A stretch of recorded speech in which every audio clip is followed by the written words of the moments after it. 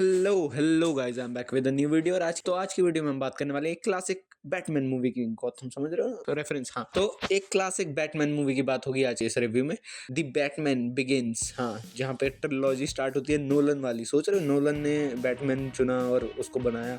हाँ, तो यहाँ में बहुत ही ग्राउंडेड टेक देखने को मिलता है और जो कि बैटमैन डिजर्व भी करता है, क्योंकि बैटमैन ऐसा बहुत ज़्यादा पावर्स के साथ है नहीं। उसने जो भी सीखा है वो अपने दम पे सीखा है। मतलब हाँ, पैसा बहुत था वो अलग बात है। उसको एक विलन ने समझाया कि तू तो पैसे वाला है, तुझे ये बैटमैन ही है, तू तो पैसे वाला है, तुझे क्या लगता है तू इन लोगों को समझ सकता है जो ज़मीन पे रह रहे हैं? इनको इनके दर्द को तू कभी समझ ही नहीं सकता।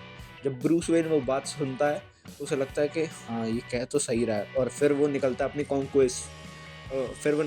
कॉन्क्वेस्ट पे समझ लेने, एक विजडम लेने और अपने अंदर स्ट्रेंथ भरने। और वो जैसे मूवी में शुरुआत में हमें सेटअप करी जाती है जो उसकी लाइफ की सबसे बड़ी ट्रेजेडी रही है, जिसकी वजह से वो जो है वो बना, नहीं तो कोई और बन सकता है, बट हाँ, जिसकी वजह से उसको जो वो डर है जो मिला, एक दिन अंधेरी रात में उसके माता पिता मार दिए जाते हैं जब वो एक शो से वापस आ रहे होते हैं, तब उसे मिलता है वो जो वो हर किसी के अंदर ढूंढता है, वेंजेंस, बदला। उसे उस आग में जलना पड़ता है और वो बचपन से उस मोमेंट तक जलता है जब तक उसे पता नहीं चलता कि ये सिर्फ यहाँ नहीं रुकने वाला, मैं अपना बदला ले लूँगा, वहाँ कुछ ख़त्म होने ही नहीं वाला। और फिर वो चाहता है ग्रेटर पर्पस को सर्व करने। तो यहाँ से स्टार्ट होती है ब्रूस वेन एके बैटमैन की कहानी। और इंट्रो उसके बाद रिव्यू स्टार्ट।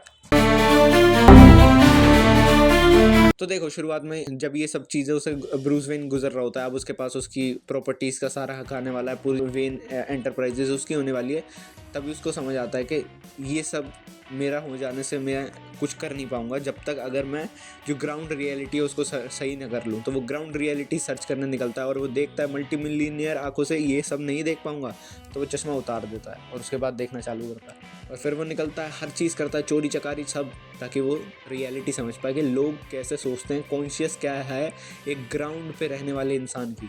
फिर वो ट्रेनिंग लेता है पहाड़ों में जाके, और उस ट्रेनिंग के बाद सबसे बड़ी चीज़ जो ट्रेनिंग के आखिर में वो करता है, वो अपने फियर पे काबू पा लेता है। जो उसका सबसे बड़ा फियर है वो एक तरीके से उसको टॉर्च बना लेता है, एक मशाल बना लेता है खुद के लिए, ताकि वो दिखा सके कि मैंने अपने डर पे काबू कर लिया। सबसे बड़ा डर था उसका बैटमैन, बचपन में बैट्स जो थे उस गुफा में चला गया था, और फिर वो उस डर को काबू करने के लिए एक बार वापस उस गुफा में उतरा, और वहाँ भाई ने बना दी अपनी ही गुफा, बैटमैन्स केव। R&D और टेस्टिंग भी करता जा रहा है वो अपने साथ साथ, ताकि उसे पता चले कि मैं जो चाहता हूँ, मैं जो सूट चाहता हूँ वो कैसे बनेगा। और वो पूरा एक प्रोसेस दिखाया है, जो वो होता है ना ऑरा फार्मिंग, वो यहाँ हुई है असली में। और मैं नोलन की इन्हीं बारीकियों की वजह से, मेरे को नोलन पसंद है। सबका अपना अपना टेक होगा, किसी को कॉम्प्लेक्स चीज़ें दिखाता होगा इसलिए, बट जो वो side by side grounded reality भी लेके चल रहा था ना, मतलब वो ऐसा नहीं दिखाया। वो चाहता था ये भी दिखा सकता था कि उसने एक सूट मैन्युफैक्चर करा है जिसमें पहले से ही बैट बना हुआ था, और उसने कहा कि हाँ यही मैं सिंबल नहीं। उसने दिखाया कि R&D से उसने चीज़ें मांगी, जो उसका R&D हेड था उससे उसने स्टफ्स मांगे, क्वालिटी मटेरियल जो उसको नीडेड थी वो सारे मटेरियल मांगे, और उससे फिर अपने आप को क्रिएट किया उस सूट को। और फिर तुम्हें एक और बंदा देखने को मिलेगा इसमें, बहुत बचपन वाला, लास्ट किंग ऑफ 7 किंगडम्स, या I am talking about Joffrey Baratheon. वो भी है छोटे रोल में, चाइल्ड एक्टर के रूप में, और ठीक है, मतलब कुछ सीन के लिए है, 1-2 सीन के लिए, और उसमें सही है। और जैसे ही बैटमैन को पता चलता है कि उसकी प्यारी दोस्त जो बचपन की है, जिससे अभी भी उसको अफेक्शन है, तो उसको बचाने पहुंच जाता है बिल्कुल एंड मूवमेंट पे, जब उसको स्केयर कर रहा होता है, स्केयर करो, और Batman here to save the girl that he likes. और उसके बाद मूवी कंटिन्यू करती है, और फिर हमें स्केयर क्रो दिखाया जाता है कि स्केयर क्रो कितना मैनिपुलेट कर देता है इंसान को सिर्फ गैस से।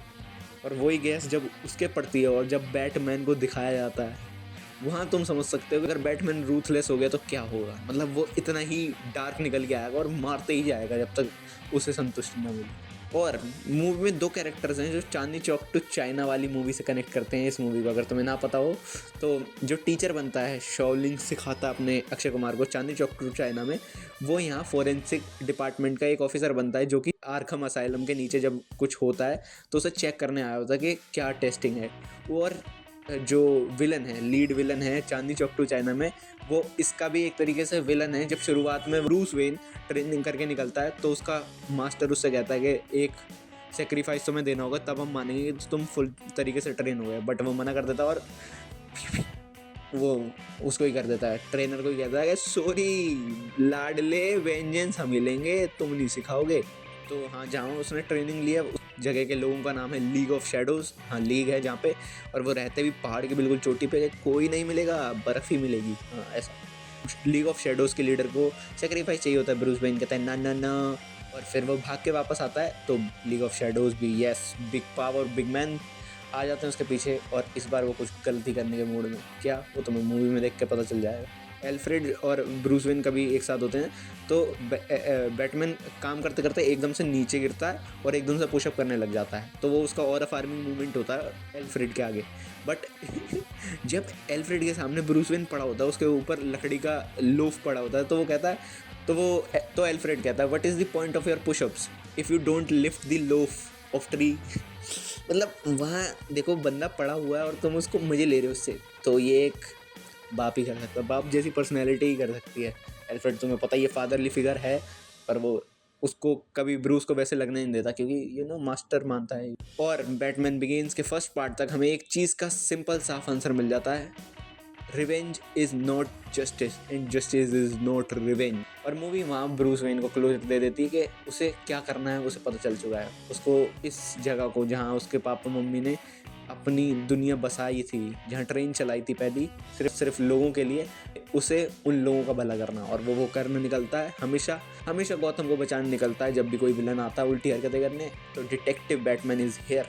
ठीक है, मूवी का रिव्यू इतना ही है। मैं कहूँगा तुम्हें देखनी चाहिए, क्योंकि मैं सेकंड पार्ट पे हूँ, शायद से देख लूँ जब तक ये रिलीज़ हो, पता नहीं। और पर हाँ, मूवी अच्छी है, और ट्रिलॉजी मेरे को लग रहा था कि मैं बहुत दिनों से छोड़ रखी है, तो फॉलो करनी ज़रूर बनती है। तो yes, that's the time. Movie का रिव्यू इसी प्रकार था। मैं मिलता हूँ अगले रिव्यू में, तब तक के लिए स्वस्थ रहना, मस्त रहना, दुरुस्त रहना, आते रहना अल्फा वर्ड पे वापस है। तब तक के लिए टाटा बाय बाय।